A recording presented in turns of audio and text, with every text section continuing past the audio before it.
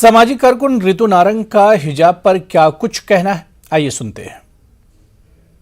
हिजाब मामला कई दिनों से चलता आ रहा है, फिर आखिर में ये बात आई कि जो हाईकोर्ट का फैसला हुआ उसे हम सभी मानेंगे। आज हाईकोर्ट के फैसला ये आया है कि हिजाब किसी धर्म के साथ रिलेटेड नहीं है। तो मैं यही बात कहूंगी हर एक बच्चे को जो वहाँ पर पढ़ाई करने जाते हैं कि आओ अपने कर्म पर विश्वास करो। हम लोग अपने आप को 21वीं सदी के कहते हैं, हम कहते हैं आज हम मिलेनियम चाइल्ड कहते हैं अपने आप को।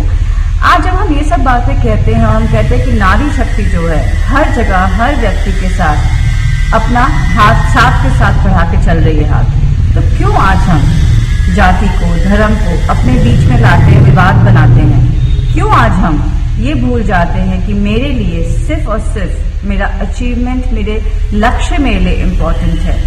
आज जिस लिए वहां जा रहे हो, जिसे मैं कहती हूँ ज्ञान का मंदिर, जो कॉलेज होता है, जो मेरी नक्काशी करता है मेरे भविष्य की, वहां पर मैं यही बात कहूंगी स्टूडेंट्स को कि कभी भी हमें झगड़ा नहीं करना चाहिए एक धर्म को लेके या एक जाति को लेके। ये समय आपका मूल्यवान समय है, बहुत मूल्यवान समय है।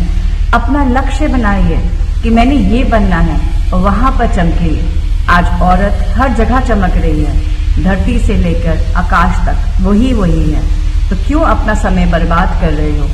आओ कर्तव्य, धर्म और अपने लक्ष्य को आगे बढ़ाओ। लेकिन मैडम इसको लेकर के कुछ लोग विरोध करने का तरीका उनका कि वो केसरिया लेकर के सामने आ जाते हैं, इस पर आप क्या कहना है? मैंने यही बात बोली है, चाहे वो कोई भी धर्म हो, हम लोग को इसके ऊपर कॉलेज में जहाँ पर ज्ञान मिलता है, हमारा भविष्य होता है, वहां पर हमें बिल्कुल भी इन सब चीजों को नहीं लाना चाहिए।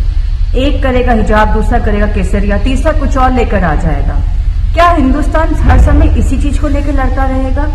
क्या हम अपने आप को 21वीं सदी के पढ़े लिखे व्यक्ति क्यों कहते हैं फिर अपने आप को कि आज भी अगर हम वही सोच रखते हैं जो पुराने समय की थी, अगर हम आगे बढ़े हैं, हम कहते हैं संघवच्छतम, हम एक संघा में चल रहे हैं।